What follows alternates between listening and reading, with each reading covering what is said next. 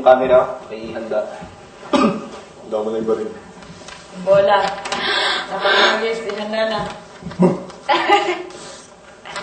Melissa, Big brother? tanggalin mo na ang blindfold.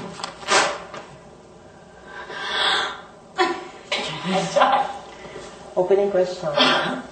Ano ang pinakamasamang ugali ni Melissa? Sarili ko. Taklesa. Hindi ako pagkatiwalaan. Laging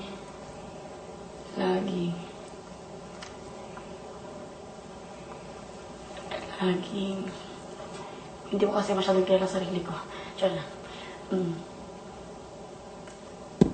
Ako, over na baka malito yun. Wait na. Nagmamadali Lagi umaarte. lagi umaarte. Nagmamadali kayo. Diyan na. Wala kaming oras para sa arte mo. Magpakatotoo ka dyan. Ako, yun, di ba? Mali. Ay, Si Melissa ba yung nakaupo dyan or nag-inarte lang? hindi ako nag-acting. Ako talaga to. Overseas na pala ako. Ako si Melissa Cantabirot, di ba? Minsan, nag-backfight. Ano ba? Hindi ba backfight? Backbite. Ano ka, assaulter na? Backbite. Backbite nga. Backfight? Backbite. Akala ko backfight yan. Backbite. Jokes ko. Masama ko magalit. Gaano ka kasama kung galit? Mag-backbite kapag nag-arte. Para akong si kalaban ni Wild ka ba? Ganun Hindi naman nagkagagano. Nagsabi lang ako ng masama sa kapwa. Bullshit. Puta, ganun. Malikod nila kasi ang backbite or backfight. May pagka-backfight din ako pero mga 50% lang. Kasi hindi ko naman talaga masabi sa harap. Kung masabi ko sa harap niya, shocks naman din. Pero I mean, naawa kasi kapag masabi ko sa harap niya, baka maiyak siya or something. And then, gabi naman ka mga stricta. Kung wala na yun. Madumi. Hindi ka, I mean, minsan wala pakialam sa mundo, kakain lang dahil, puro wala akong pakialam ko.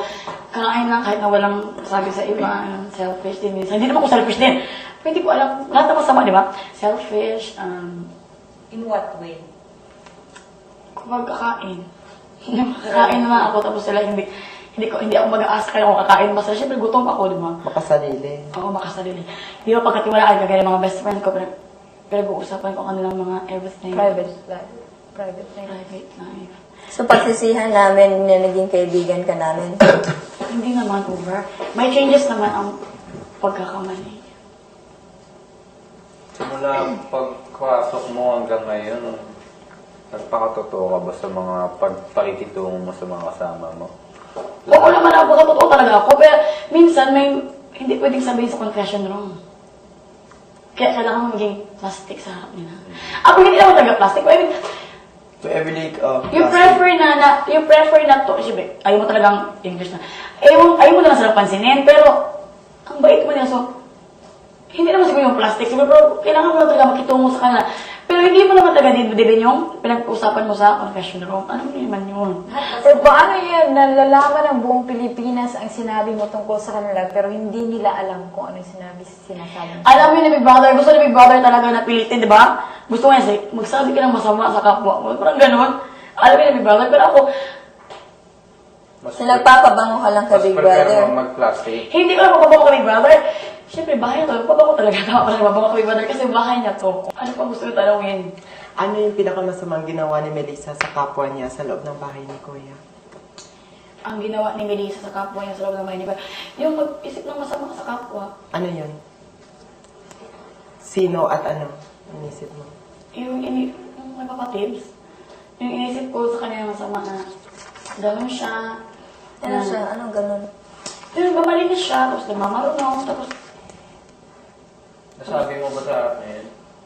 sasabihin ko sana sa harap niya yun. Sinabi ni Big Brother. Kaya lang, naawa ako sa kanya one time, no, yung parang, tinatanong niya sa akin about kay Jason, tinatanong niya sa akin, bakit kaya ako hindi maintindihan ni Jason? Sabi ko, bakit ikaw kapatids? Feeling mo ba ka ng sobrang bait ka? Nag-open forum kami isa-isa, pero open naman sa changes. So, parang naawa ko sa kanya kapag Sasabihin mo. sabihin ko, kasi parang open naman siya sa changes. So, parang, okay. Siguro next time na lang. Hindi ka na awa sa kanya na ano. Alam niya tama yung ginagawa niya. Ikaw alam Kasi nga kapag usapin ko si Papa Tims, hindi ka rin mananalo. Bakit hindi ka mananalo kay Tibo? Kasi matatalo ka. Nagmamarunong siya. Kasi nga, feeling ko din si Papa Tims, may paan siya ng parang gusto talaga yung sarili niya. Ano yung I mean, hindi naman talaga ko maintindihan kasi ako nakipag-puan sa kanya. Pero ang batasan kasi ni Papa Tims, parang napapansin ko kapag Ang batasan. Batasan Ugali. complex? ugali. Yung kaya sa harap ka niya, so, napakabait niya. Tapos sa likod na parang Okay. ang everything na niya, di ba? Tapos, Inituring mo ba siyang kaibigan? tinutuloy ko siyang kaibigan, nahiya lang ako, di ba? Pagbanding-banding kami So, sa yung labas. pagkaibigan, kaya mong sabihin, di ba, kung ano yung nakikita mo ayaw mo sa kanya? Gusto ko sanang sabihin sa Bakit kanya. hindi mo sinabi? Kaya lang, chumechempo lang ako. Chumechempo pala ako, tama. Pero 3 linggo na lang, di ba? Yun yung sabi ninyo doon lahat. Kailan Kaya ka okay lang. So, playing safe na lang. Hindi naman ako nag-play safe. Ay, pagkagano din, 50% na play safe. Para hindi ka magpagawa ng mga tao. Para pagkit ng tao, try lang. Pero I mean, yung kailangan, nung one time kasi nag-open ako sa kanya, parang, one kasi siya parang naawa ako sa kanya. Kasi, So, nagpapakitang tao ka lang. Nagpe-play safe ka para hindi ka nila malabasin. Hindi ba ako nagpakita ng tao talaga? So, sinabi mo yan ngayon. Takot ka ba na iboto ka nila para Hindi pwedeng palabasin? char-char dito. Takot ka ba, Melay, na iboto ka nila na palabasin? May pagkatakot din ako. Takot ka? Pero, chokes naman sa akin lumabas. Pero hindi naman talaga iwasan, hindi ka magtakot na mapalabasin ka nila. So, pinipis Kasi mo sila? pinalabas, sinila pa. Kinarga pa. Hindi ko sinabi ng please. Bakit ko naman sinabi please? Hindi ko nga ako pakialam sa sabihin na ganito ako, ganito. Bakit ko naman sinabi please, di ba? Pero I mean, pakialam sa 3 linggo na lang. Wala kang pakialam sa nila. Sinabi mong kaibigan sila. Ano yun? Wala akong pakialam sa sabihin nila about sa akin, about sa ganitong attitude ko, about sa ganito. Manhid ka. Wala kang pakiramdam kung ano may sabihin nila sa'yo. Oo, may pagkamanhid na rin ako. Papasok ko sa Melay, 3 linggo na lang, 3 babae na lang kayo natira sa loob ng bahay sa kabila. Sino sa 2 babaeng natira ang ayaw mo? Or hindi, parang hindi mo pa kilala? Mariel or Kat? Yung sinabi sa ayaw. Si Mami Kat. Bakit? Si Kat. Hindi ko ano, i-explain ko ba, i-review ko muna siya. Si Mami Kat, mabait naman si Mami Kat, over. O, tingnan mo. Para Hindi, nag-chismis. sagutin mo na lang. Sagutin mo na kung sino sa kanila Tapos dalawa. si Para Mariel, kilang. Siguro ang hindi ko masyado ka-close. Play na naman. Hindi ko masyado ka-close. Hindi ko matakot sa isasagot mo. Mariel or si Mami Kat. Pwede silang dalawa. Kung hindi mo pa sila masyadong kilala. At ayaw mo. Hindi ko pa sila masyadong kilala sa dalawa. Kasi ang kilala ko lang talaga is everything. Kailan mo pa sila makakilala? 3 linggo Ay, na di- lang. Ano? Isang linggo na lang. Sa labas ko na sa kikilala. Anong feeling mo Bakit pwedeng sa nung... labas? Bakit wala bang tayo sa labas? Over! Ikaw ba? Melissa, anong feeling mo nung narinig mo na sinabi ko sa'yo na naiingayan pala sila sa'yo? Yeah. Sumilat yung mata mo. Nabilat yung mata ko na. Parang nasaktan din ako. Saktan ka. Pero from the very first start pa lang, alam ko na talaga na ingayan siya sa akin. Si Papa Tims nga. Di ba sabi niya na ingayan doon siya sa akin. Sinabi ko rin sa sarili ko, bakit naman kaya? Bakit?